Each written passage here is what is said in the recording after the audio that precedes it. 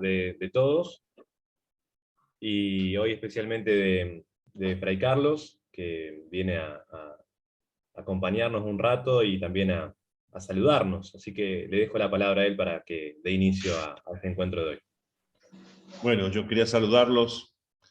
Más quisiera yo estar 4 jueves, pero la agenda no es que se complique, sino que un día estás en un lado, otro en otro, y no siempre con la posibilidad de conectarse con internet.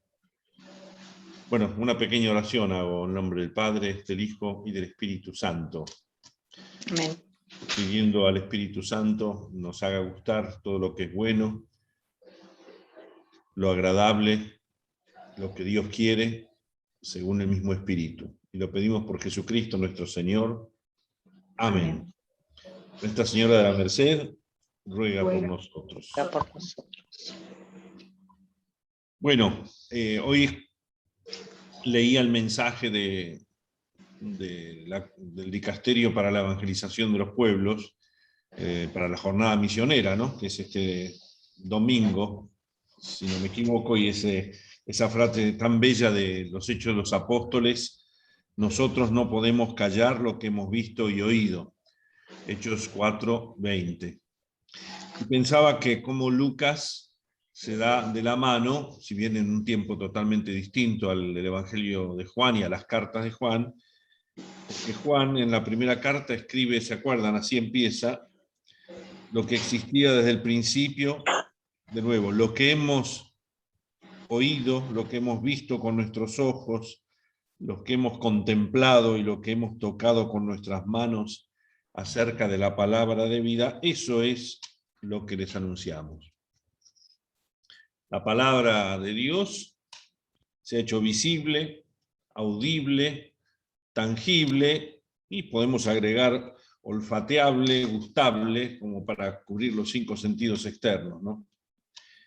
Y quisiera señalar 3 palabras sin necesidad de un comentario, porque esto es un saludo, y ya los seminaristas, cuando yo empiezo a hablar, enseguida se ponen a cabecear. Ya se los ve ahí. Seminaristas y no solo seminaristas, mira. El padre Pedro Furnó se ve entre bambalinas. La primera palabra es la predicación. Son los pilares del misionero, la predicación. Anunciar a todos los pueblos. Somos evangelizados por Dios, y eso se vive desde la oración, desde la lectura de la palabra. Somos evangelizados por Dios, y eso lo llevamos, lo enseñamos para evangelizar a nuestros hermanos y hermanas. Es decir, por un lado nos acercamos por el estudio de la palabra, en el sentido, no necesariamente el estudio académico, pero sí el estudio. Vacar, se dicen los medievales, decían un estudio vacare. Vacar en el estudio significa no vagar, sino penetrar con el estudio y tratar de responder las preguntas más profundas, sabiendo que el Espíritu nos enseña, nos sopla al oído del corazón, y a su vez acercarnos a la realidad, hacernos contemplativos de la palabra y del pueblo a donde somos enviados. La segunda palabra es, bueno, no solo la contemplación, el estudio, la lectura de la palabra, sino el testimonio, es decir, cómo encarnar esa palabra, cómo hacerla tangible, cómo hacer esa palabra convocadora, es decir, que llame a otros, convocar. Cómo hacer que esa palabra no deje a nadie indiferente. Y esa es la vocación misionera de la Iglesia y de cada uno. Incluso se acordarán el texto del Éxodo, cuando la llama ardiente es Dios que habla a Moisés y dice, quítate las sandalias, ¿no? Hay que ir con los pies descalzos. El misionero siempre, o el que anuncia la palabra, sabe que está en terreno sagrado. Primero porque la palabra es sagrada, y también porque sus destinatarios, aquellos a los que misionamos, son sagrados. ¿El padre se encuentra o no? Ahí están conversando, me están saboteando el saludo. Y la tercera palabra es la caridad. Entonces dije la predicación, el testimonio y la caridad. Es decir, cuando contemplamos el cuerpo de Cristo sufriente, comprendemos también cuando sufre la carne del cuerpo místico de Cristo, es decir, el pueblo de Dios sufre. Cuando los pobres, los descartados y los que sufren la pobreza del Evangelio, porque nadie se lo explica, nadie se lo predica. La pobreza más grande, dice Francisco muchas veces, de los pueblos es cuando hay pobreza espiritual, cuando no son atendidos espiritualmente. Eso a veces estruja nuestro corazón porque nuestra diócesis es inmensa y no se llega a todos. ¿Cuántas comunidades no tienen pastores, no tienen evangelizadores, no cuentan con un pastoreo no solo de curas ni diáconos, sino del pueblo de Dios, de los agentes pastorales, ¿no? O misiones. Recién hablábamos hace un rato, incluso otros pueblos y comunidades más allá de la diócesis, incluso muy cercanas, que no tienen quien les evangelice. La caridad. La palabra, ¿se acuerdan de una de las últimas palabras que Jesús pronunció en la cruz? Es tengo sed. Y con esa sed de agua comenzó el diálogo evangelizador, uno de los más bellos del Evangelio, cuando le pidió a la samaritana, dame de beber. Es la última palabra de Jesús en la cruz, es así, tengo sed, denme de beber. Y Jesús sufre también en el cuerpo de Cristo cuando hay tantos que tienen sed de la palabra, de la predicación, del testimonio y de nuestra caridad. Bueno, hubiera querido quedarme un rato largo y primero preguntarles a ustedes, ya que está en el sínodo, me van a tirar una piedra diciendo, habla de sínodo, y saludás y te vas, pero bueno, ya tenía otra cosa ahora. Pero me alegra mucho que por cuatro jueves, ¿no es cierto, Fabián? Se reúnan a reflexionar estas cosas. Ahí la encuentro a Elsa Vigil, que tiene mucho para enseñar, más que uno, que apenas balbucea en esta diócesis de Bahía Blanca. Bueno, saludo a todos, a Fabio, que ya del Zoom debe estar cansado, porque también estudia Derecho Canónico por Zoom, así que va a quedar medio sucundum y zombie, ¿no? De tanto Zoom. A todos los saludo, los bendigo, los seminaristas que se porten bien. Ahí está Pedro, que no los mime tanto, ¿no? Sí sé que no se portan bien. Por eso se sienta al lado del formador, para que se porten bien. Increíble esto. Bueno, que Dios los bendiga y gracias por la paciencia. Muchas gracias, Fray Carlos, por Gracias, acompañarnos. Fray Carlos. Adiós. Saludos. Muchas gracias, Fray. Muchas gracias.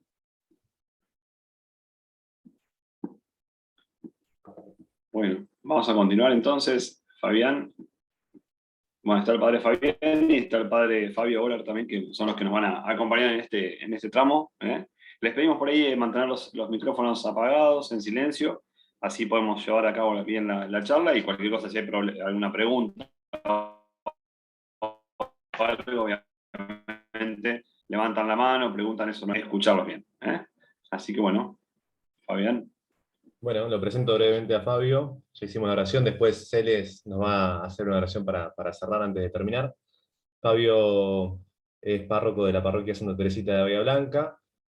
Como dijo el obispo, está estudiando Derecho Canónico y justamente la parte del documento, de la instrucción que hoy nos toca acerca de la conversión pastoral de la parroquia en clave misionera, trata justamente de esta especialidad a la cual se aboca Fabio. Así que, bueno, te damos gracias, Fabio, porque sabemos que hay mucha actividad y mucho Zoom, pero te hiciste este espacio para compartir. Hay gente de toda la diócesis. También veo que se acaba de sumar Diego, Diego que acaba de venir a estar con el Papa.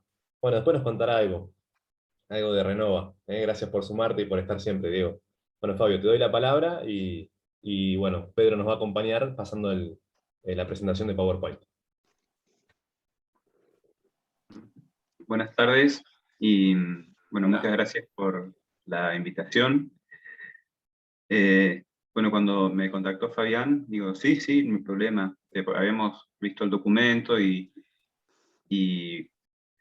digamos, ya desde el año 20, pero cuando me dijeron el título no me había detenido a ver. Después me fijé que había tocado la parte canónica, cuando ya hice más el foco y digo, bueno, probablemente tener que arrancar con un tema así, en un grupo donde el carisma misionero es el que los nuclea, es un desafío enorme, ¿no? Porque, bueno, si yo ahora les preguntara, pero con libertad, pero no muy elaborado, yo les dijera, derecho canónico, ¿qué les surge como primeras palabras al oído? Rápido, así.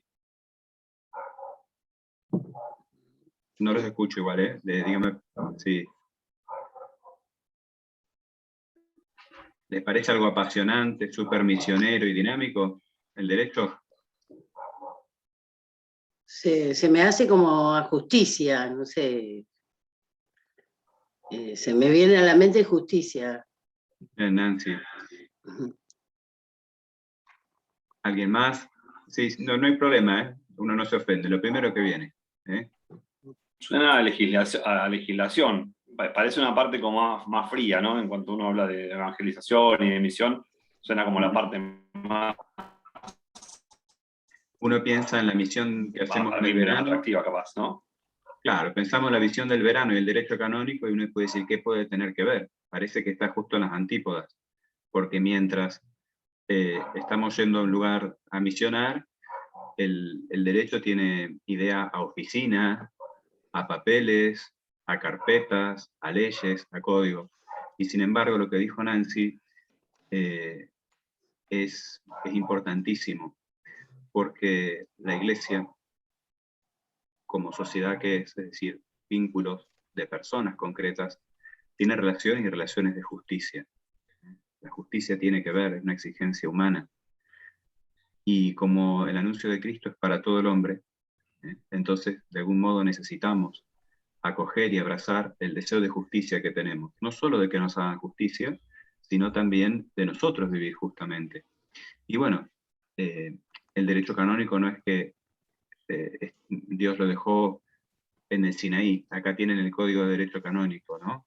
Nuestra cultura y nuestra forma de expresar, de canalizar nuestra experiencia de la justicia tiene que ver con este modo. Entonces, bueno, ¿por qué a nosotros nos interesa verlo desde la perspectiva canónica? Bueno, porque somos evangelizadores y como nos interesa todo el hombre, como nos interesa también la justicia, nos interesa conocer además qué cosas nos corresponden en justicia, como bautizados, pero también qué cosas le corresponde a mi hermano y de qué modo la Iglesia quiere que hagamos un servicio, de qué manera establezcamos un camino.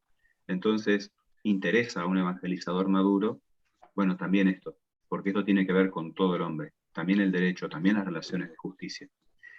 El documento que ustedes están siguiendo no es un documento de derecho canónico, pero en estos apartados sí recurre a este lenguaje. ¿Por qué?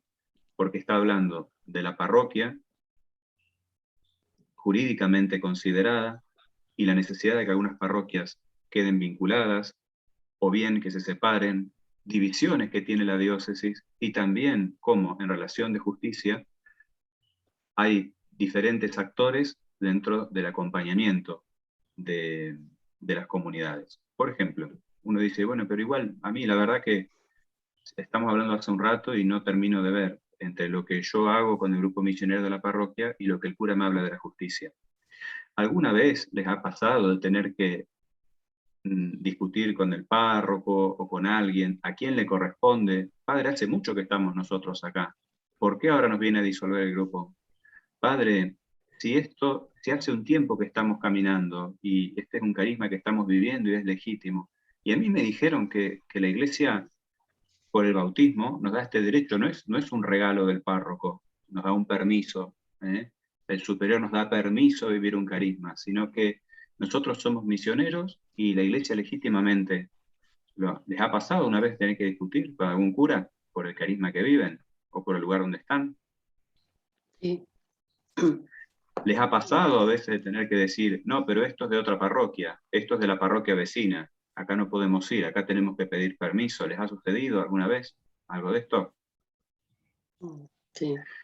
Pero si hicimos una misión y salió el bautismo, y entonces me dice que no, que hay que pedir en la secretaría de la parroquia esta que salió el bautismo, pero si nos salió una misión acá, que se quiere bautizar esta familia, y ahora me dice que tenemos que ir a hablar a la secretaría. ¿Les pasó alguna vez? Ah, bueno, pero además, imagínense si estas cosas pasan hacia adentro de una parroquia, ¿qué puede pasar en una circunstancia en que las realidades hacen que las parroquias a veces se tengan que unir? Y entonces está la parroquia azul y la parroquia roja, con sus caminos, ¿no?, ya hechos, y la circunstancia ha querido que ahora tengan que vivir una situación misionera más desafiante, tener que unirse, y entonces, ¿de quién es cada cosa? ¿A quién le corresponde en justicia hacer? ¿Quién tiene derecho frente a nosotros? Bueno, en fin, estas son preguntas que creo yo, si no me dicen, ya nos van arrimando un poquito más estas preguntas a la labor misionera. Probablemente no tiene que ver con lo que inmediatamente vamos a hacer, cuando vamos a preparar un gesto, vamos a evangelizar, pero detrás están las relaciones de justicia sobre las cuales se afirma después la caridad. ¿Hasta acá? Si no estoy siendo claro, díganmelo con confianza. Sí, va bien. Sí. Bien, bueno. Pero bueno, vamos a ir entonces puntualmente. El documento que estamos trabajando nos habla de las parroquias, las agrupaciones de parroquias. Vamos a ver que eso está muy cerquita de nosotros. Y repito, el otro título, estamos en el 7 y el 8, el otro título habla a quién se le confía la animación de estas comunidades. Para entendernos mejor, y nos va a ayudar, les pido, no sé quién estaba con el PowerPoint, Pedro, me parece, escuché. Sí, a ver, lo comparto. Pedro.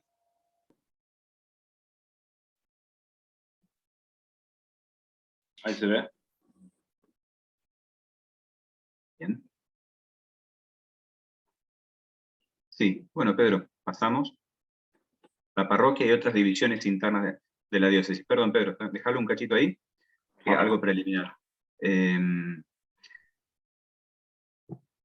derecho, el lenguaje jurídico, lo que hace es expresar y disponer dentro de lo propiamente jurídico una realidad teológica que lo precede. Hablamos de algo importante, estamos hablando de las parroquias, pero las parroquias no son la máxima expresión de una iglesia particular. El derecho del Código de 1983 ha recibido lo que el Concilio Vaticano II enfatizó, la idea de una iglesia particular. El envío del Señor a evangelizar se da a los apóstoles. Ya esto, para ustedes, una cita recontra repetida, ¿no? Vayan y hagan que todos los pueblos sean mis discípulos. Eso se le da a los apóstoles en su conjunto. Cada apóstol, la iglesia es apostólica, cada apóstol tiene la plenitud de ese envío, que es para todos, pero lo lleva consigo. Por lo tanto, aquella porción del pueblo de Dios en la cual este apóstol ha recibido su encomienda, es una iglesia con todos sus elementos. Está en torno al obispo. Pero esto no es por un tema de quién manda, sino por el misterio de cómo el Señor ha querido que la iglesia permanezca. El apóstol recién estuvo con nosotros, el nuestro, el sucesor de los apóstoles, estuvo el obispo.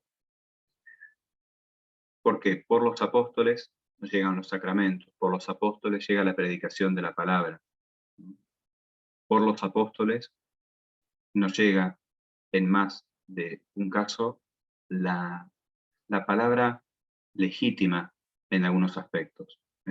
A veces estamos librados al mercado de las opiniones, y bueno, y es necesario debatir, pero hay un punto en los cuales quien legítimamente confirma la fe es el obispo, ¿no? Entonces, habiendo un obispo y habiendo una porción del pueblo de Dios que vive la fe en torno a él, decimos que hay una iglesia particular. Nosotros vivimos en la iglesia particular de Bahía Blanca, que es una arquidiócesis.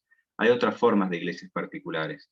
Las diócesis son por antonomasia, las iglesias particulares, pero también hay prelaturas y hay otras cosas que no nos vamos a complicar. Entonces, ¿de dónde partimos? Nosotros en Bahía Blanca, en la arquidiócesis de Bahía Blanca, vivimos la experiencia de una iglesia particular. Existe un sucesor de los apóstoles, Fray Carlos, un obispo auxiliar. Si después a alguno le interesa, hablamos de los obispos auxiliares, pero bueno, no es el centro. Pero bueno, hay un obispo auxiliar, está el presbiterio, los sacerdotes que ayudan en la tarea son colaboradores en el orden de los obispos, y todo el pueblo que lo acompaña. Vamos a ver, Pedro, vamos a ver la definición que nos da el código, ¿no? Esto es del canon. Fíjense, arriba está lo que les decía, ¿no? Que hay distintas imágenes. Iglesias particulares en las cuales y desde las cuales existe la Iglesia católica, una y única.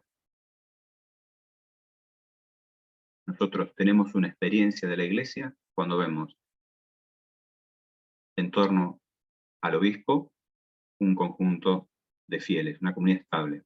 El canon 369 dice: la diócesis es una porción del pueblo de Dios, cuyo cuidado pastoral se encomienda al obispo con la cooperación del presbiterio.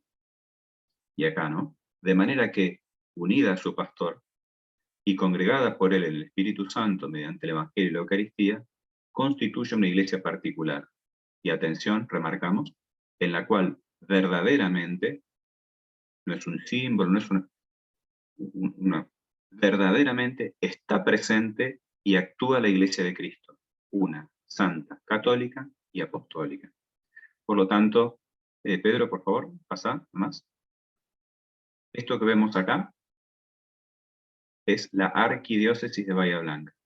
Cada uno puede anotarse en su partido. No están las divisiones parroquiales, están las divisiones por partidos, como para que tengamos una ubicación. Esto que va de norte a sur, una extensión tremenda, lo mismo de este a oeste. Quienes viven acá y en torno al obispo, esto es una iglesia particular, arquidiócesis de Bahía Blanca. Como es arquidiócesis, tenemos una particularidad que tenemos que considerar para nosotros. Es una diócesis metropolitana, madre de otras. ¿Podemos pasar, Pedro? Bueno, ¿ven que está en rojo ahí, Bahía Blanca? La arquidiócesis. Y verán que están como en rosadito, media Argentina. Bueno, en esas, si ven las divisiones, que están muy, muy esfumaditas, van a ver que, además de la división de las provincias, adentro hay divisiones internas. Y si vamos de arriba hacia abajo, la provincia de La Pampa, que es diócesis de Santa Rosa. En Río Negro vemos 3, que son Alto Valle de Río Negro, Viedma y Bariloche. En Chubut vemos diócesis de Comodoro Rivadavia y prelatura de Esquel. Y abajo, todo lo que es Santa Cruz y Tierra del Fuego, es la diócesis de Río Gallegos. Todas estas diócesis son sufragáneas, es decir, están en vínculo con una iglesia madre, que es la iglesia de la arquidiócesis de Bahía Blanca, que tiene un arzobispo. Esta es la iglesia particular de Bahía Blanca. No es que las otras dependen, no es que los obispos vienen y le piden permiso a Fray Carlos. Es otro tema que se puede profundizar, pero para que tomemos una dimensión. Acá el derecho, entonces, ¿qué es? ¿Dividimos en zonas que es para mejor trabajar? No, tratamos de traducir canónicamente una realidad que nos viene de Dios. Es decir, que los apóstoles actúan en persona de Cristo para el anuncio del Evangelio, para la celebración de la Eucaristía, con los fieles que les son encomendados. Acá, históricamente, se realiza para nosotros en la arquidiócesis de Bahía Blanca. Pedro, ¿podemos avanzar? Bueno, acá la vemos ya dividida en parroquias. ¿Alcanzan a ver la de cada uno? No está dividida en partidos, está dividida ya en parroquias. No se ve muy grande, bueno, pero es la foto que teníamos. Podrán ver la división de todas las parroquias. La parroquia es lo que estamos estudiando en este encuentro, ¿no? Pero claro, ¿qué nos dice todo hasta acá? ¿Qué nos dice el derecho? Que la parroquia, como tal, con su persona jurídica, forma parte de una realidad teológicamente más grande, que es la iglesia particular. Está bien decir mi parroquia, es correcto, pero teológicamente lo más fuerte y más denso es decir, pertenecemos a una porción de la iglesia donde están todos sus elementos, una santa católica y apostólica. ¿Esto por qué nos interesa? Porque vamos a hablar de cómo una iglesia particular, además de la parroquia, tiene otras divisiones y tiene otro modo, según justicia, de vincularse. ¿Cómo venimos hasta acá? ¿Bien? ¿Alguna pregunta?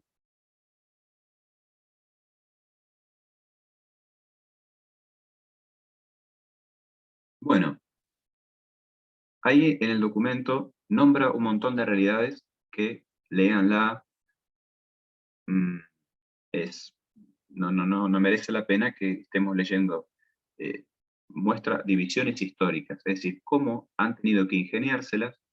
¿Por qué? Porque las iglesias particulares son muy grandes, esta lo es, la de Bahía Blanca, están las parroquias junto a las casas, pero entre este puñadito de casas y toda la iglesia particular, parece que hay otras necesidades que se exigen en justicia, ¿no?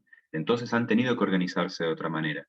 Y hay distintas figuras, ahí van a aparecer palabras un poquito raras, que dice vicarías foráneas. Nosotros nos vamos a quedar con una realidad que sí existe en nuestra diócesis. En nuestra diócesis existen las zonas pastorales. ¿Han escuchado esto alguna vez? ¿Alguno nos comparte a ver qué referencia tiene o qué experiencia? Una zona pastoral. Ahí vi algunas cabezas que hicieron sí. ¿De qué les suena que lo han escuchado? Hay Cristina y Carlos. Carlos dice que no rotundamente. Cristina se suma, no rotundamente. No es una realidad que esté inmediata a la parroquia. ¿Alguno tiene experiencia de decir, sí, tuvimos una reunión de zona, estuvimos trabajando? ¿Alguien puede contarnos algo? Y Roberto en mi levanta la mano. caso. Roberto. ¿Cómo estás?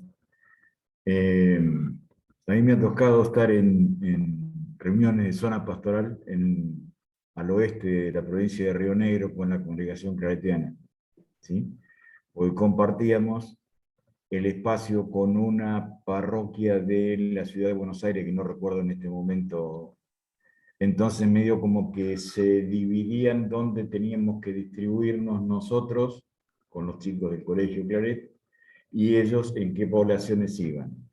Y después al final de todo el recorrido coincidíamos en Comayo, en Bariloche o en Roca, de acuerdo a cómo fuera el final del recorrido. Eso en cuanto a organización, es lo que yo he participado. Lo que dice Roberto es de la experiencia de una congregación religiosa, porque, bien, también los religiosos tienen que darle alguna forma a su trabajo. Acá Mónica y Ricardo de Orense dicen Pastoral de la Salud de zona este. Muy bien. A ver, tenemos los seminaristas acá. Que nos cuesten, a ver, los que son de zona este. Yo alcanzo a ver justo los dos que están enfocados acá, los veo a Gino y a Nico. Son de zona este. Sí, acá estamos los dos, no sé si se escucha. ¿Sí?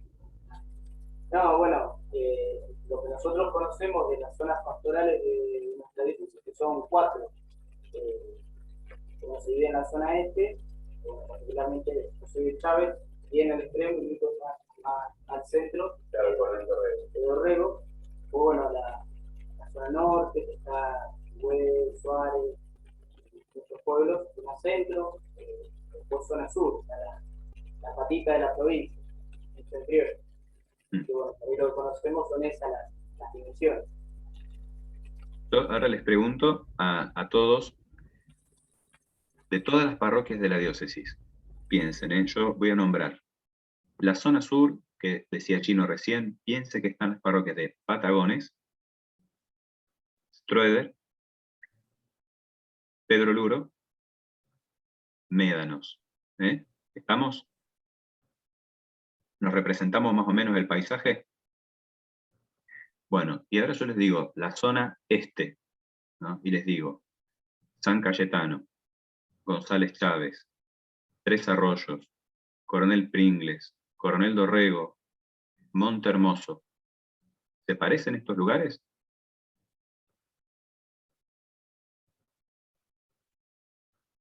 Les agrego algo, la zona centro, Bahía Blanca y Punta Alta. Estos tres grupitos. ¿Por qué les parece que están juntos?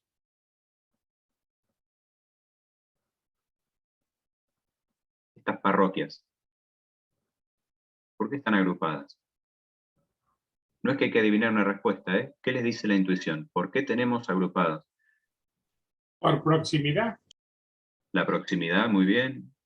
¿Hay algo más que los puede vincular? Las características de la población o de los lugares. Ujú. Muy bien. ¿Algo más?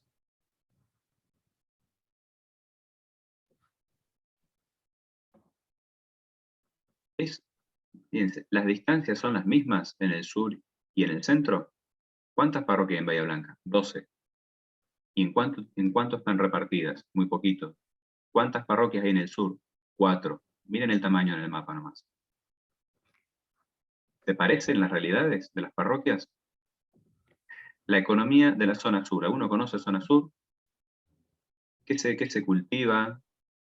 ¿De qué vive la gente en la zona sur? En Médanos, en Pedro Luro. Ajo, cebolla. Ujú. Campo, agricultura, ¿no? ¿De qué vive la gente en Bahía Blanca? Vamos, en Punta Alta, ¿de qué vive la gente? ¿Plantan ajo y cebolla en la base de Belgrano? De Puerto Belgrano. Y- La industria y el comercio en Bahía Blanca. Ujú.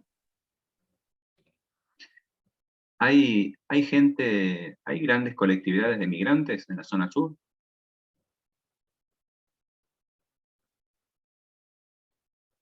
Hay muchísimos bolivianos, hay colectividades Muchísimo. enteras, Sí. ¿no? Entonces, Trabajando en la cebolla, sí. miren la fisonomía. Vamos a la zona norte. En la zona norte tenemos las parroquias de Darregueira, Torchins, Juan, Saldungaray, Coronel Suárez, Pringles, Guaminí, Casbas, Deró, Carué. ¿Qué colectividad hay en toda la zona? A ver, los de Suárez. ¿Qué colectividades hay? Alemanes. Alemanes, muchos alemanes. ¿Qué congregación los evangelizó? Los redentoristas acá. Redentoristas y por la zona más de Suárez, Pehue, Verbo Divino. Verbo Divino. ¿Eh? Bueno, en el sur, en cambio, los salesianos. Vamos viendo que estas divisiones, adentro de la iglesia particular, agrupa a las parroquias por algunas cosas que las vinculan. Hay realidades demográficas, hay realidades económicas, de la historia de su evangelización, las distancias, la situación económica, hay un montón de cosas que puede pesar al momento en que una iglesia decide hacer estas divisiones. Nuestra diócesis las tiene. Y esto lo llamamos zonas pastorales. No tienen una división a otros fines canónicos. No hay vicarios en la zona que reemplacen a lo que hagan las veces de obispo, como podría ser una vicaría foránea. No hay una división canónica, son divisiones pastorales. Entonces, ¿qué podría suceder? ¿Tendría la pastoral misionera de la zona sur los mismos desafíos que la pastoral misionera de la ciudad de Bahía Blanca? Y uno diría, bueno, que la dejen por parroquia, que los misioneros trabajen por parroquia, cada parroquia. ¿Sería absolutamente bueno que se queden solo en la parroquia los grupos misioneros? ¿Hay alguna ventaja, hay algún bien pastoral en que se vinculen parroquias con realidades semejantes? Sí, ¿no? Entonces, lo que nos dice el documento es las diócesis tienen divisiones internas que tienen que ver con la evangelización, ¿no? No significa que porque uno cambie de títulos, ponga para arriba, está bien Pedro, ya lo podemos retirar el PowerPoint, si les puedo ver las caras a todos. Esto no significa que porque cambiemos un título o dividamos, ya está la evangelización hecha, pero nos muestra que hay relaciones de justicia hacia adentro, que en la historia, el devenir de una diócesis, se ha dividido para un trabajo pastoral más pleno, para un trabajo de comunión más guiado, más sensato, que no nos derramemos en un montón de cosas cuando podemos trabajar mucho más cerca. Esta es una de las realidades que propone el documento. La nuestra es esta, de 4 zonas pastorales. Hago una pregunta hasta acá. Es un tema un poquitín árido.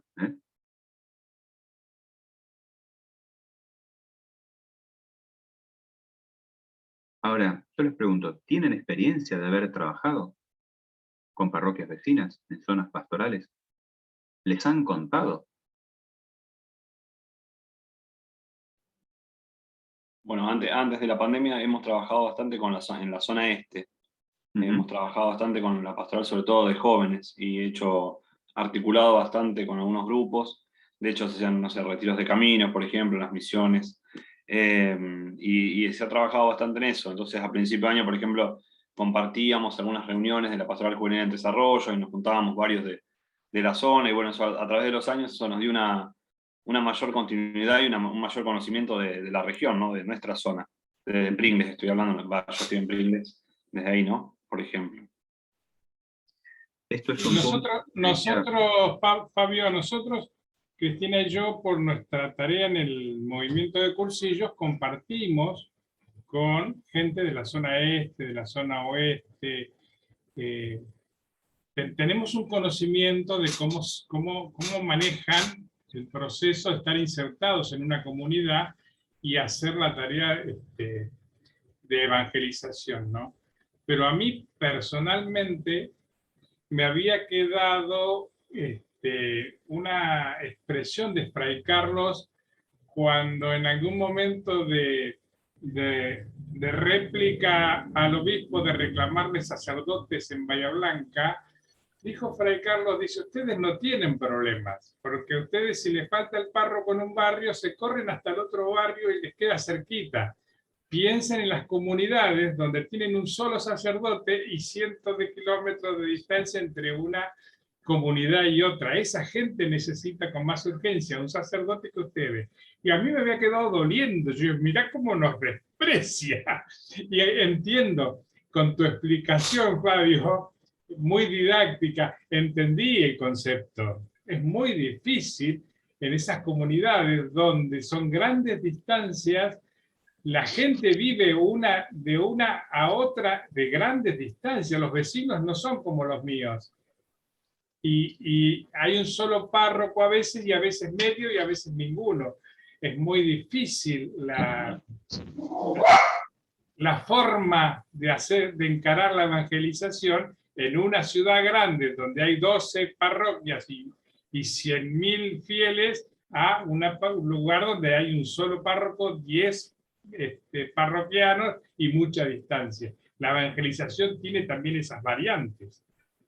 Carlos tocó lo que va a ser lo jugoso del debate, porque eso es lo que quería llevar acá. Es decir, ahí hay un punto, quiero que guardemos lo que Carlos dijo, tengámoslo presente. Ya la zona pastoral nos habla de que estamos insertos, que la parroquia en la cual estamos está inserta en una realidad más grande. Porque piensen, el modo de colaboración que pueden tener las parroquias, Carlos decía de Bahía Blanca, y lo que puede ser la colaboración de las parroquias en la zona sur. ¿Qué significa colaborar? ¿Qué significa vivir la comunión para 4 parroquias en la zona sur, donde literalmente hay un sacerdote en Villalonga y otro en Médanos? Y bueno, y los padres salesianos no sé con qué frecuencia irán, la verdad que no quiero hablar de algo que no conozco, ¿no? Pero nos encontramos con esto. Y el padre Aldo, que va por la pastoral de migrantes, con una cierta regularidad. ¿Es lo mismo la fisonomía misionera de estas parroquias en una zona donde dicen, este es nuestro problema, esta es nuestra realidad? Tenemos estas parroquias con estas carencias, estas fortalezas. Los sacerdotes que tenemos son estos, uno en cada punta. Cada tanto viene otro cura. Ya tenemos algunos diáconos animando a la comunidad. ¿Es lo mismo esta realidad para los misioneros que están en estas parroquias? Entonces, eso va plasmando, y aparte que dicen, miren, ustedes son parte de esta zona. Cuando el obispo hace la división, ¿no? Cuando ha hecho las divisiones pastorales, dicen, esta es la realidad que estás inserto. les pido por favor, nos dice la Iglesia, que tu parroquia la leas en la realidad de estos vecinos, que te son próximos. No es lo mismo lo que puede disponer. Y le vamos a poner otra cosa, algo muy concreto, las realidades económicas. ¿Es lo mismo una zona que es pobre en otra donde abundan los recursos para trasladarse? ¿No será a veces que de una zona tienen que ayudar a la otra directamente en bloque? No preguntas, pero lo de la zona, quiero decir, cómo canónicamente una iglesia particular se organiza para ser ella misma. No es que las parroquias ayudan a la iglesia particular, sino que la iglesia particular, que está palpitando en todos estos lugares, como sucede en una familia, bueno, ¿quién puede cuidar al nene? ¿Quién se queda tal? No, en la realidad es la solicitud de toda la familia, no es una asociación de gente que tiene su vida y se vincula para la cena y para ver una película. Eso no es una familia, eso tampoco es una iglesia particular, es una confederación de parroquias. Es la realidad de la iglesia particular con las parroquias, pero que además después se la llama a tener este tipo de vínculos. Pero yo agrego acá, a lo que decía Carlos, el otro tema, menciona unidades pastorales. Ustedes conocen lo que fue el proceso de la retirada del ferrocarril, lo han visto. Muchos pueblos que antes tenían cierta pujanza, con la caída del ferrocarril, sencillamente tendieron a desaparecer. En su momento había parroquias ahí, porque había un gran movimiento, pero con el tiempo la población se fue. Y quizás estaba reducida a 1000 habitantes. ¿no? Y entonces el obispo, pocos sacerdotes, poca gente, dice, lo tengo que poner en algún pueblo. Esta era una parroquia que antes yo podía poner un cura porque tenía mucho, pero además se justificaba por la cantidad de gente. Pero ahora nos hemos encontrado que esta parroquia quedó muy chiquitita y tampoco tengo curas. Entonces la vamos a juntar con la parroquia vecina. Y vamos a crear una unidad pastoral. Tenemos que, ahora las parroquias tienen que vivir un tipo de vinculación mucho más estrecha. Yo les cuento mi experiencia. No me gusta hablar de otras parroquias. Mi experiencia como diácono fue en las parroquias de Casbas, Guaminí y San Miguel Arcángel. Casbas y Guaminí están en el partido, ahí te veo Elsa. Casbas y Guaminí son dos parroquias vecinas. A mí me tocó ir en la época que era párroco, el administrador parroquial, el padre Juan Francisco Palacio.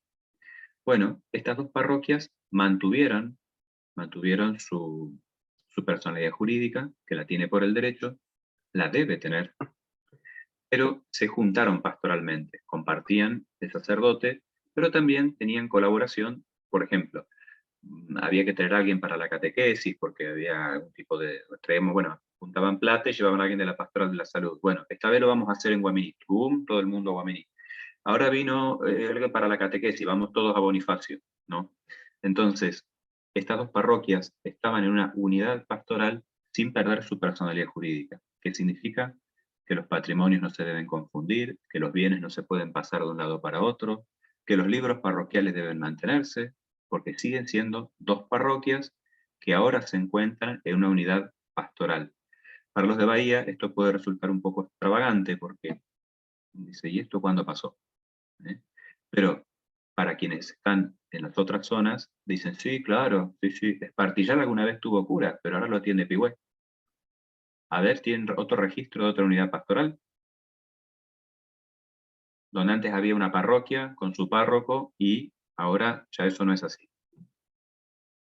Ahí Ricardo Dorense, ¿con quién están, Ricardo, ustedes? Con el padre Roberto de Tres Arroyos. Orense es parroquia, tuvo párroco y ahora sigue siendo parroquia, pero está en una unidad pastoral con el Carmen de Tres Arroyos. ¿Algún otro?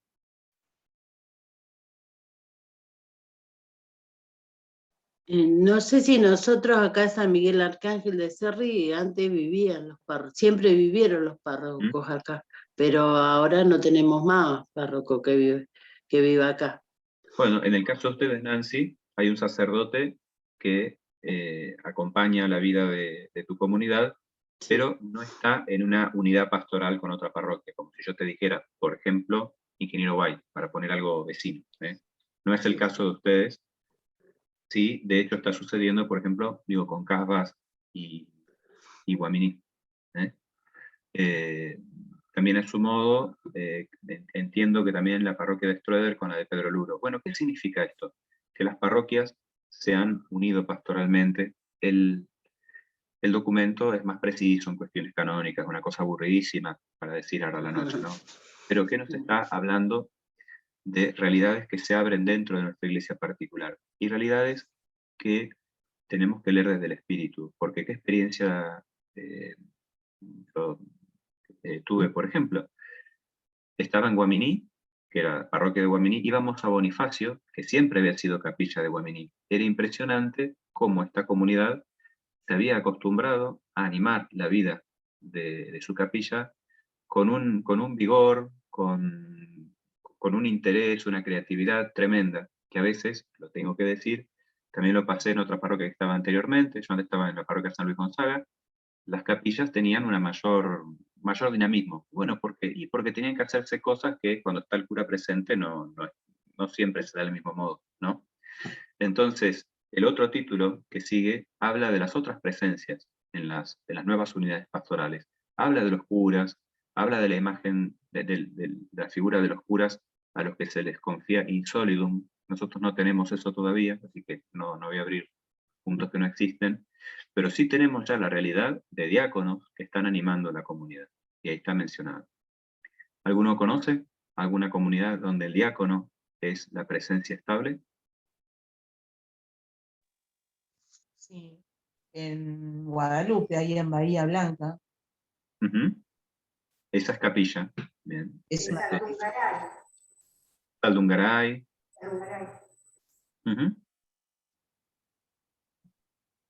Y nosotros acá en Montehermoso estamos, o sea, en sí no tenemos un párroco, pero sí tenemos el padre Walter, que es párroco de Inmaculada de Dorrego. Bueno, hay una unidad pastoral, Dorrego, Montehermoso. Miren, esto es una opinión personal, personalísima. La escasez de curas y de diáconos, de algún modo u otro, aceleró algunos procesos que estaban ahí flotando, ¿no? de un mayor protagonismo de los laicos, porque no hay, entonces, bueno, hay que apechugar. Había cosas que estaban dichas, ¿no? Pero no se terminaba de hacer. Me había sucedido misionando una vez un pueblo que la gente despreciaba al diácono porque no era cura y porque estaba casado. Y nosotros queremos uno que no esté casado. Miren todavía lo que hay. Fíjense el atraso profundo que hay en la eclesiología, en nuestras comunidades. Entonces las circunstancias nos son dadas para un bien. No decimos que sea bueno que no haya un cura, no decimos que sea bueno que tengamos que estar juntando parroquias, porque no decimos eso que de suyo sea un bien. Decimos que esta es la realidad que tenemos, y la realidad tiene una positividad, en la cual el Señor nos va marcando un horizonte por el cual se va plasmando la acción pastoral. El documento está mencionando esto, y yo ya termino esto. Está mencionando esto, ¿no? Las nuevas realidades. Estamos acostumbrados a la parroquia y ustedes estuvieron viendo la conversión, pero parte de la conversión tiene que ver con que la parroquia no es parte de una confederación, sino que hay caminos ya trazados en los cuales se nos están indicando algunas realidades vecinas, o también a veces que la vida a la que estaban acostumbrados ya no es de este modo. Pero como eso pasa en la vida de cualquiera, ¿no? Bueno, yo ya termino con lo mío, abro preguntas. Les pido disculpas, es un tema muy árido, nos parece un poquito lejano, pero un evangelizador maduro tiene que comenzar a integrarlo porque es parte de la realidad que está. Que la ignoremos no significa que no existe. Y es hacia donde va avanzando la realidad en nuestra diócesis. Para poder aceptarla con la alegría que viene del don de Dios, que no abandona la iglesia, y no como una resignación de lo que nos queda hacer, porque tal. El Señor abre nuevos caminos. Faltan curas, el Señor proveerá en la creatividad del Espíritu. Bueno, esto es una pastoral misionera. no es el sacerdote el centro absoluto de la evangelización. Ya esto parece una cosa de perogrullo y es trivial, ¿no? Pero estas situaciones, que acá están bajo el tema canónico, lo sacan de una afirmación romántica y lo ponen a concreto. Si ustedes quieren compartir algo, quieren hacer preguntas, yo estoy a disposición. Díganme. Y los moderadores también díganme ellos. Gracias, Fabio. Sí, Gustavo, Gracias. levanta la mano. Sí, gracias. Gracias por ayudarnos a entender muchas cosas que no sabíamos. Así que, gracias. Está Gustavo y después está Diego, que también está levantando la mano. Bien, me presento, soy Gustavo, participo en la comunidad de Roque, y soy integrante del grupo de formación de la... Yo no te escucho muy bien, Gustavo, no sé los demás. ¿Hola? Ahí un poquito mejor, a ver. ¿Hola? Sí, ahí está. ¿Ahí? Ahí. Sí, sí, Bien. sí. Entonces, mi nombre es Gustavo, decía, soy integrante de la comunidad de San Roque, participo en un grupo de formación de la Divina y de San Martín de Porres, y bien, tratando de incursionarme en un grupo misionero particular de San Roque. Y también interiorizándome sobre este tipo de organizaciones, cierto que para mí pueden llegar a resultar algo nuevas. Y me parece muy interesante poder descubrir los tipos de realidades, cierto, que vive la zona, que por lo que señalaban, cierto, la economía, las distancias, cierto, y bueno, se me aparecían muchas preguntas, de qué manera, de las dificultades que podía llegar a haber para acercar los sacramentos, tanto como el bautismo, cierto, como la misma comunión. Y bueno, y hablabas del diácono, y bueno, la figura del diácono realmente no la tengo tan bien marcada. En este caso en particular, el diácono, ¿qué capacidad tendría dentro de la parroquia? Respecto, lo digo, a los sacramentos, para hacer una diferenciación con el sacerdote, más allá de conocer el rol que podamos tener a modo de participación nosotros los laicos, ¿cierto? Pero como para encuadrar mejor la función del diácono, en este caso. El Papa, gracias Gustavo, ahí el Papa dice en el documento, cuidado de verlo como alguien que está a mitad de camino entre casado y cura. Entonces, no, bueno, es el ayudante del cura. No, es un mini cura. No, el diácono tiene un perfil que es propio. Y es una imagen súper interesante y que está en desarrollo y descubrimiento. ¿Qué decimos desarrollo y descubrimiento? No que inventamos cosas, sino que la Iglesia va tomando una conciencia más profunda de aquello que el Señor le ha dejado, ¿no? Estamos en crecimiento. Es una imagen, es una figura, la del diácono, que te decía, está todavía en pleno desarrollo. Tiene el orden sagrado. Es diácono por el sacramento del orden sagrado. No es parte de la jerarquía de la Iglesia. Es un clérigo, no de la jerarquía de la Iglesia. El diácono está ordenado, es en orden a la caridad, a la liturgia, a la palabra de Dios. Un lugar eminente para el diácono en una comunidad, la catequesis, Cáritas. Dos espacios importantísimos. ¿Se acuerdan cuando decían los apóstoles, no podemos descuidar el anuncio, porque estamos sirviendo las medias, ayudando acá. Bueno, entonces no podían descuidar la ayuda de los pobres, ¿no? Entonces, bueno, y aparecen los diáconos. Entonces, en el centro del servicio de la caridad y animando el servicio de la caridad de una comunidad. También en el anuncio de la palabra de Dios. Entonces, y en la liturgia. Entonces, imagínense una comunidad, vamos a decir, Buratovich o Askasubi. No recuerdo el diácono en cuál de las dos está viviendo. Pero bueno, Buratovich, Askasubi. El diácono es una presencia, ¿verdad? Entonces, ¿quién acompaña la vida del anuncio en tanto clérigo, orden sagrado? El diácono. Está su administrador parroquial, la parroquia no, pero está el diácono. Acompaña a los catequistas en la celebración de la palabra, en el anuncio del evangelio. Hay alguien en torno a quien se vive la comunión con el obispo. La vida de la caridad en esa comunidad, el testimonio de la caridad, el diácono. Bueno, ¿qué no hace? Bueno, no celebra los sacramentos, en el sentido de decir la Eucaristía y la reconciliación, que es lo que más próximamente nosotros asociamos digamos, le corresponde al sacerdote, ¿no? El bautismo y el casamiento sí, pero en razón del sacramento del bautismo, no porque sea diácono. Pero es una disquisición más fina. Porque bautizar no es necesario el orden sagrado para la eficacia del sacramento. Y lo mismo el matrimonio. ¿Había alguien más, me parece, con una pregunta? ¿Está bien? Era Gustavo y alguien más. Me parece que Diego había levantado la mano, ¿no? Sí, yo, padre, estoy sin cámara porque tuve que salir. Padre, gracias, muy claro todo lo que nos pusiste.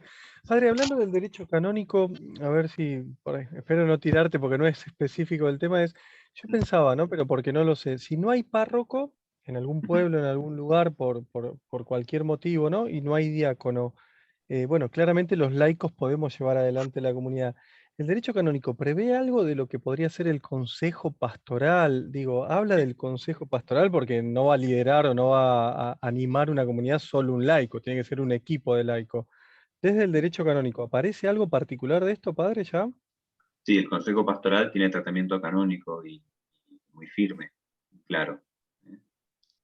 Está el consejo pastoral e incluso en el documento se plantea al Papa si cuando se producen, miren, digamos, el punto, ¿no? Cuando hay una unidad pastoral, vamos a seguir el caso de Casbah y Guaminí, que era donde estuve, que vean si realmente es bueno mantener dos consejos pastorales o no será mejor, aunque son dos parroquias con dos personalidades jurídicas distintas,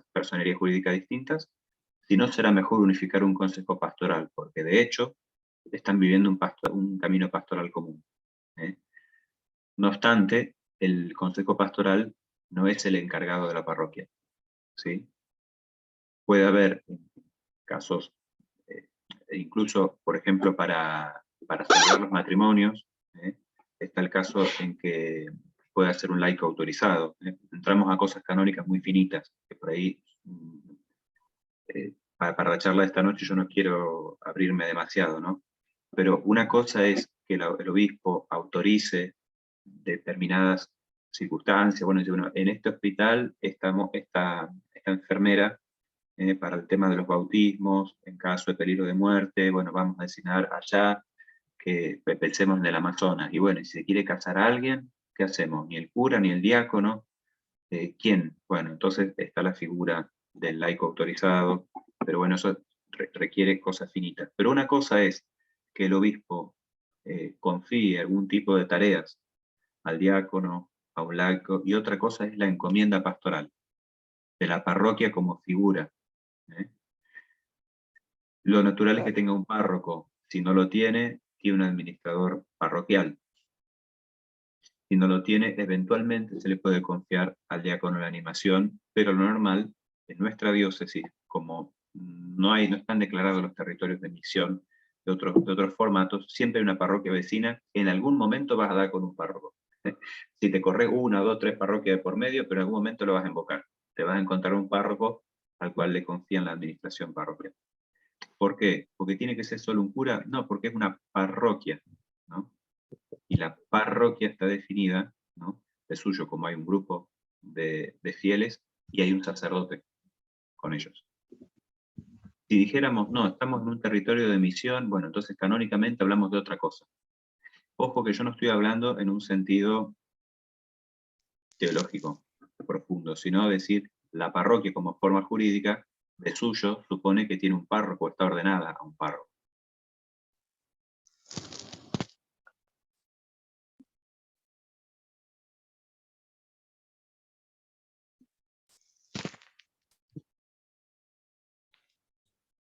¿Alguna otra pregunta o alguna experiencia, ¿no? Pensar que, como decía Fabio al principio del encuentro, todo esto en lo cual se quiere hacer justicia porque, bueno, primero porque hay personas, ¿no? De por medio, no simplemente, bueno, nos organizamos porque nos gusta multiplicar estructuras, pero sino sobre todo poner la estructura al servicio de la misión, ¿no? De la evangelización, ¿no? Mateo 28, vayan y hagan que todos los pueblos sean mis discípulos, pero no hacerlo a la Bartola como nos salga, porque si no, bueno, desaprovechamos energías, recursos, o no podemos enfocar cuáles son las necesidades prioritarias, cuáles son secundarias, ¿no? Entonces, para una mejor misión, para un mejor servicio, se nos propone esta conversión también de las estructuras, que como decía en el primer encuentro, no sé si se acuerdan, los que estuvieron en el primer encuentro con el padre Roberto y el padre Matías, ¿no? El padre Matías decía, la conversión de las estructuras comienza porque cambie yo, porque en mi corazón arda este fuego de evangelizar, de misionar, de querer llegar al otro, y bueno, ¿de qué manera puedo hacerlo mejor? ¿No? ¿De qué manera puedo hacer que ese fuego que Jesús vino a traer sobre la tierra, como dice el Evangelio de hoy, bueno, vaya incendiando otros corazones? Y para eso me organizo, me preparo, ¿no? Los que, creo que Roberto decía que había estado en otra diócesis, los que tienen grupos misioneros en otra diócesis, es fundamental cuando uno va a desembarcar con su grupo en otro lugar, o cambiás de zona pastoral mismo, ¿no? Veo a Mónica acá que estaban yendo a misionar fuera de Bahía Blanca, ¿no? Vas a otra zona pastoral y preguntás, che, ¿ustedes cómo están organizados acá? ¿De dónde viene el cura? ¿Cada cuánto viene? Y cuando viene, ¿qué hace? No para sacarle el cuero al cura, ¿viste? Pues ahí la gente empieza a decir, no, que no viene nunca, y cuando viene está apurado, y bueno, toda esa historia. No, sino para decir, bueno, ¿de qué manera mi grupo misionero va a dar el servicio? Porque tengo que tener los pies en la tierra. La gente, como decíamos hace un rato, tiene su historia de evangelización, tiene sus costumbres, tiene su cultura, tiene su modo de sostenimiento económico, y entonces tengo que conocerlo. Tengo que conocerlo. Hace falta, como decía el obispo, este estudio de la palabra de Dios en cuanto a la Biblia, pero estudio de la palabra de Dios en cuanto a Dios que va caminando con su pueblo, que pronuncia la palabra sobre su pueblo concreto en esta iglesia particular. Es una bajada, Fabio, para acompañar tu especialidad, sumé la mía acá. Bueno, Rosa está preguntando, o está levantando la mano, le cedemos la palabra. No, yo para compartir, cuando hablaban de las zonas particulares, las zonas pastorales, mi experiencia es con Cáritas y es en la presentación de la colecta de Cáritas. Ustedes saben, siempre se adoptó una para todo el país, que era pasar casa por casa, ¿no? Cuando pasó lo de la pandemia, en realidad hubo todo un cambio que justamente consideró las características de cada zona y lo que se le propuso a cada zona que haga la colecta como podía, con los instrumentos, con las herramientas, con la gente, como podía hacer la colecta, esa gran colecta de Cáritas. Cada zona adoptó una modalidad. En la compartida, esto fue muy rico, y nosotros como Cáritas, en general de la arquidiócesis, lo que hemos llevado a Cáritas Nacional es que justamente la colecta, y esto es nada más que una acción, comience a cambiar justamente atendiendo a estas características de cada zona. Para nosotros fue muy positivo la diversidad de formas que se llevaron a cabo durante la colecta. Cada zona hizo lo que pudo con las herramientas, con los instrumentos, y fue efectiva a su manera.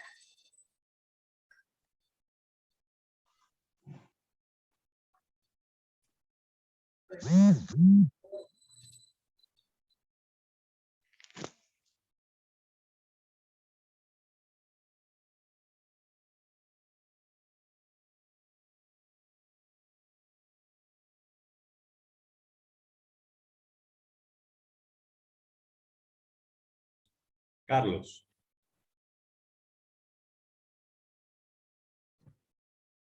Sí, estaba pensando que también esta era una buena oportunidad para escuchar de los que saben más que alguno de nosotros, porque este tema de la insistencia del Papa Francisco de la Iglesia en salida, que nos involucra a todos, clérigos y laicos, no habla solamente de una pastoral organizada de evangelización, sino también el compromiso de cada uno en su espacio de todos los días y a toda hora, el saber ser testigo en cada barrio y en cada lugar donde uno está, tratando de poder transmitir a aquellos que no lo saben qué experiencias sobre Cristo tiene cada uno, ¿no? No hacer propagandismo sobre qué hace o qué no hace la Iglesia, sino qué hace o qué no hace Cristo en forma particular, además de la pastoral organizada, o sea, que no sea una sola tarea, que el que no está organizado en una pastoral no evangeliza. Todos evangelizamos aunque no estemos organizados en una pastoral. A veces hay gente que por distintas circunstancias no quiere o no puede estar en un grupo. Sí lo puede hacer personalmente. Y yo creo que también debería haber un aliento específico para esto, para que nadie se quede con la posibilidad de ser parte de la evangelización. Gracias. Carlos, donde sí, digamos, donde haya una persona que vive una profundidad de la fe y la madurez, la iglesia está en salida ipso facto, en hecho, ¿no? Pensemos una chica, una enfermera, que vive con una profundidad y madurez de fe, tarde o temprano, en el lugar donde la enfermera está, va a suceder. O sea, van a encontrarse con una presencia que marca, y la iglesia está en salida. Y de una manera, me atrevo a decir, probablemente más intensa que si hacemos una campaña publicitaria en el hospital.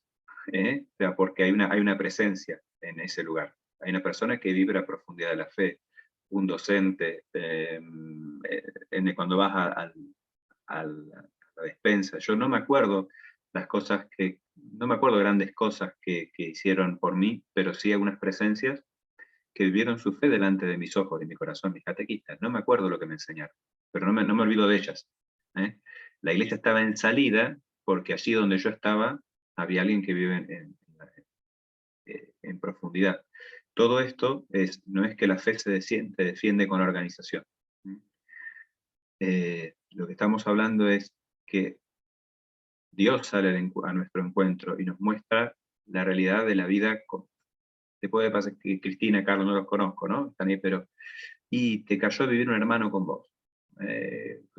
Un hijo, que yo, o el vecino, que se le quemó la casa y empieza a vivir. O sea, la realidad sucede y aparecen nuevas relaciones de justicia con el hermano que tiene una necesidad, y bueno, y esto tiene que ver con la madurez de tu fe. Una parroquia que se ha unido a la nuestra tiene que ver con la vida que está sucediendo, ¿no? Enterarme que la iglesia nos ha puesto juntos a este grupo de parroquias tiene que ver con la madurez de la fe y cómo encarnadamente se vive. Entonces, no es que el evangelizador maduro hace un curso de especialización porque tiene mayor conocimiento técnico y entonces se organiza mejor, ¿no? En el caso esto de lo canónico, sino que nos vamos dando cuenta de esta dimensión también de la iglesia, que tiene que ver con las relaciones de la justicia, no de la justicia legal, aunque también ella, sino de lo que es de cada uno, lo que le corresponde a cada uno, lo que el Señor quiere que sea de cada uno. Así que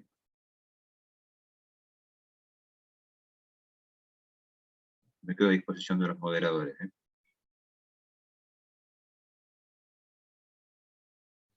Fabio, yo te hago una pregunta.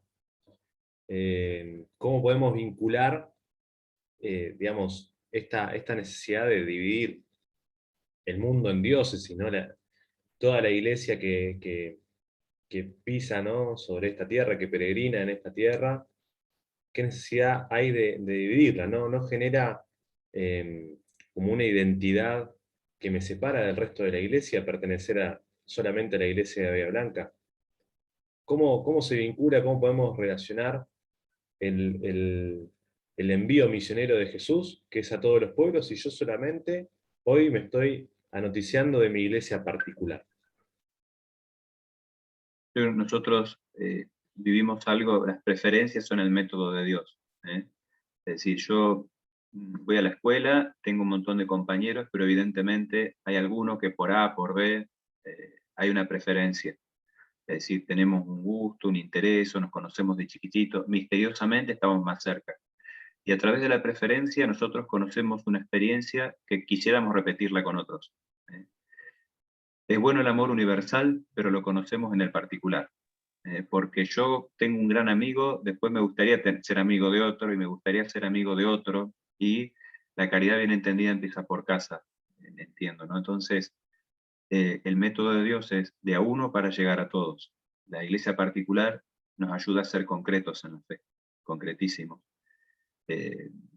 No sé si les ha pasado que a veces hay reuniones donde hay un maximalismo moral, ¿no? Donde todos nos vamos mal porque habría que amar a todos los pobres y a todos los enfermos y a todo el pueblo, y te machacan la cabeza salir de esas homilías o de esas charlas sintiéndote una porquería, porque falta ese amor universal, y el método de Dios fue concreto, ¿no? Elige a Abraham para que su nombre sea conocido. Después, ¿no? Él se va haciendo un pueblo de modo tal que desde lo concreto el corazón se dilata. La experiencia de la iglesia particular nos llama a la concreción del amor, la preferencia para vernos a todos, no para un favoritismo. Es decir, yo quiero que esta experiencia se dilate.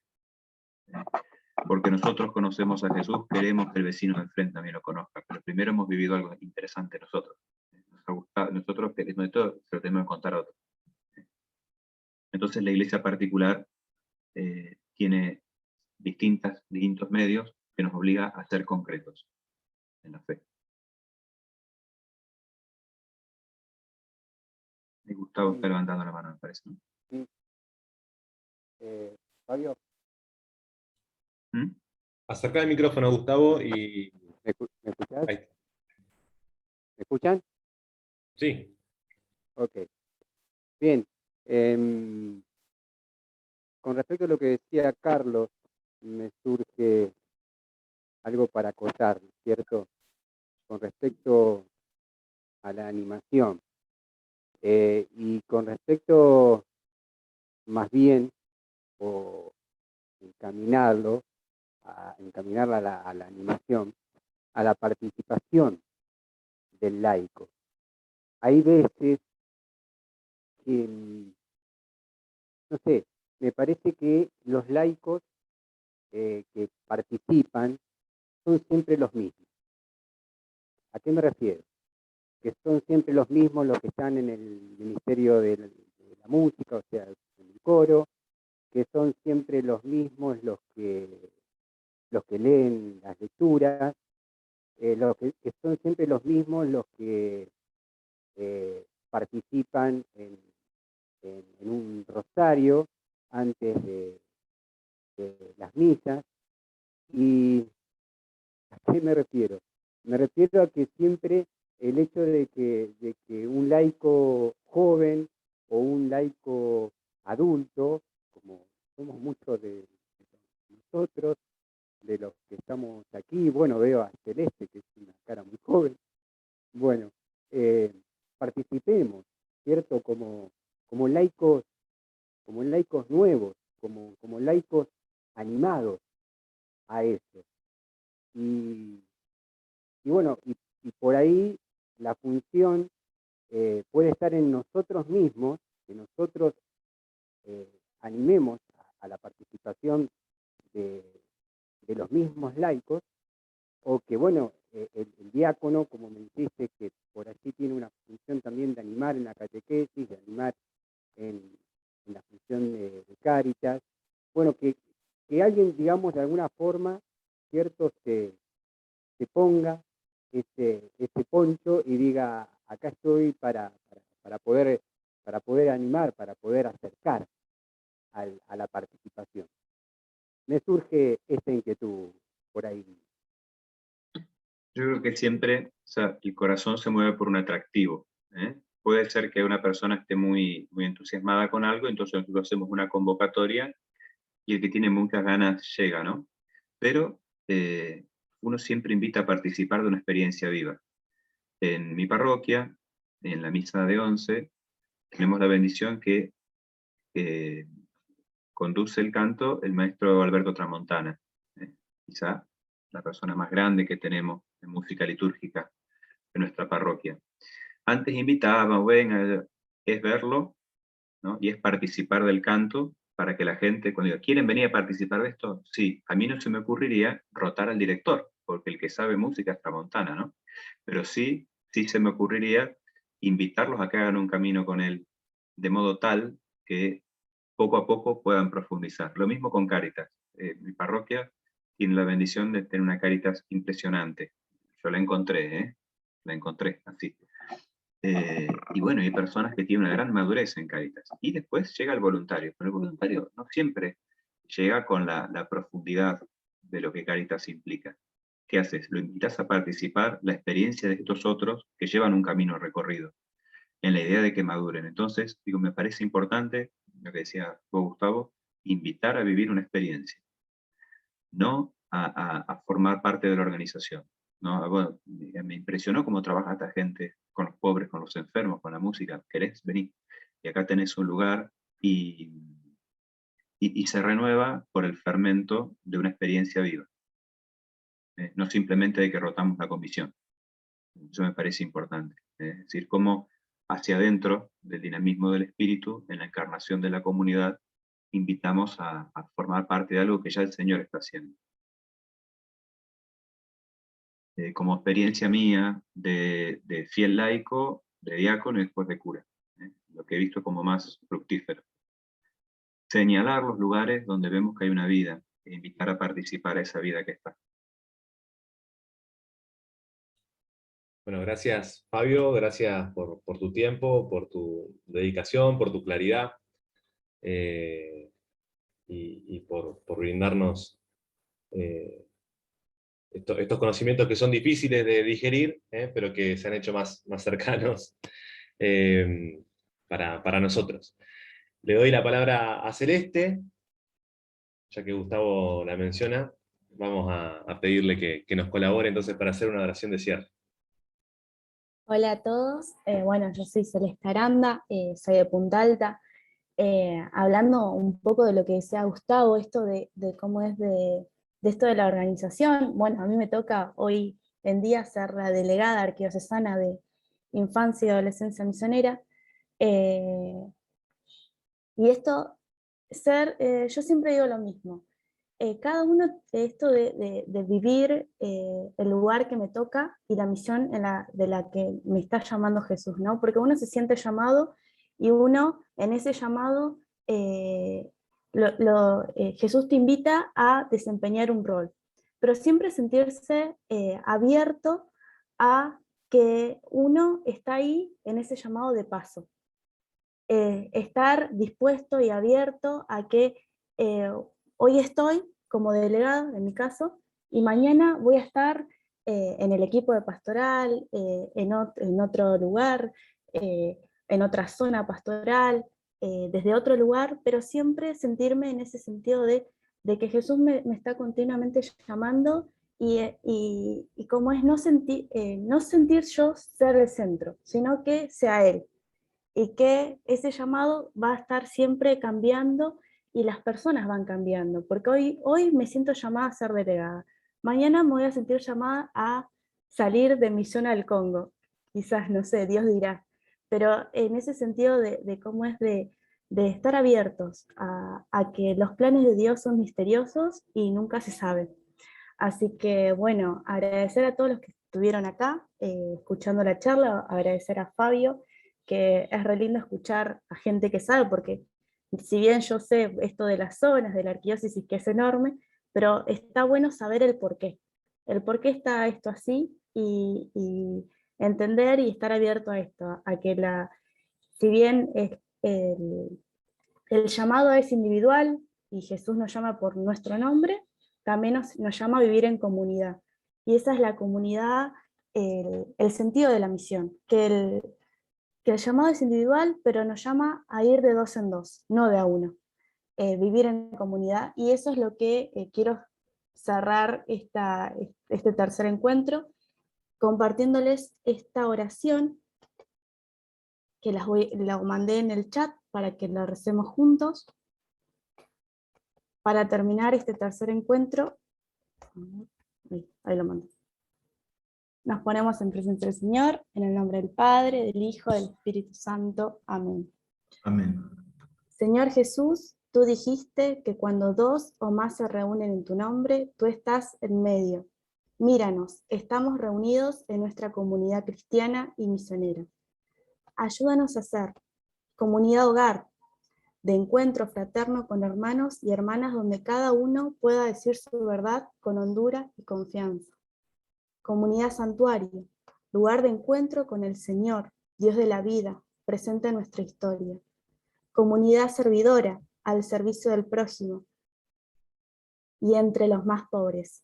Comunidad misionera, siempre dispuesta a anunciarte a ti, Jesús, siempre y a todos. Ayúdanos a hacer buena noticia para todos los que nos rodean, a vivir en comunión con nuestros pastores y a crecer en la fe y en el amor. Amén. En nombre del Padre, del Hijo y del Espíritu Santo. Amén. Bueno, muchas gracias a todos. Hoy se hizo un poquito más largo, pero bueno, valía la pena el tema y sacarnos las inquietudes. Recordar que el jueves que viene es el último encuentro. Vamos a estar acompañados por el Padre Pedro y los seminaristas de la diócesis que están desde Mercedes, y va a ser un conversatorio, ¿sí? Sobre temas que hayan quedado, dudas, inquietudes, disparadores.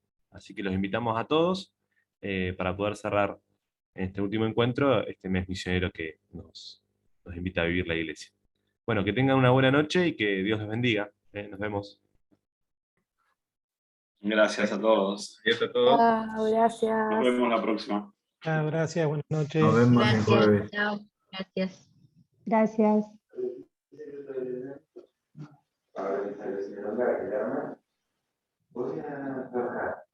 Ayer miércoles